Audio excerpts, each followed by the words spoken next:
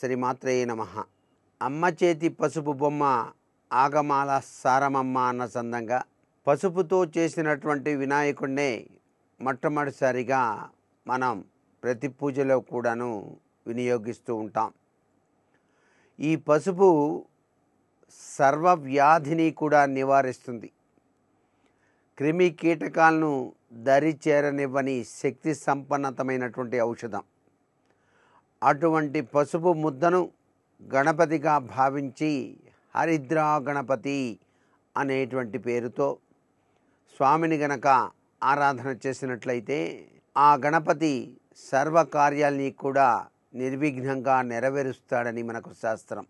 ఈ పసుపు ముద్దను స్త్రీలు గనక నిత్యం గనక కొద్దిగా పవిత్ర స్నానాల్ని ఆచరించేటప్పుడు ముందుగా తమ శరీరానికి వ్రాసుకొని స్నానం గనక చేసినట్లయితే వారి జీవితాలలో ఆరోగ్యప్రదమైనటువంటి ఖచ్చితవంతమైనటువంటి ప్రభావంతో దేదీప్యవంతమైన కాంతి పుంజాలతో వాళ్ళు విరాజిలింప చేసుకోవడానికి ఆస్కారం ఉంటుంది.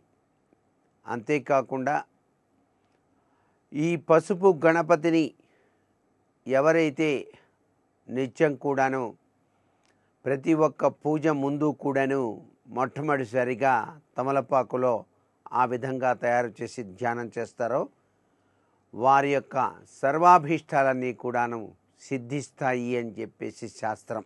ఈ హరిద్రా గణపతి సర్వ శుభాల్ని కూడాను ప్రసాదిస్తూ ఉంటాడు.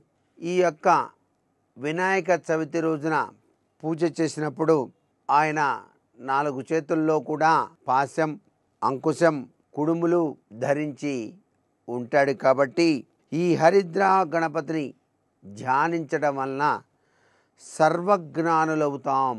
అంటే జ్ఞానతత్వంలో విరాజిలింప చేసుకోవడానికి ఆస్కారం ఈ హరిద్రా గణపతి ధ్యానం.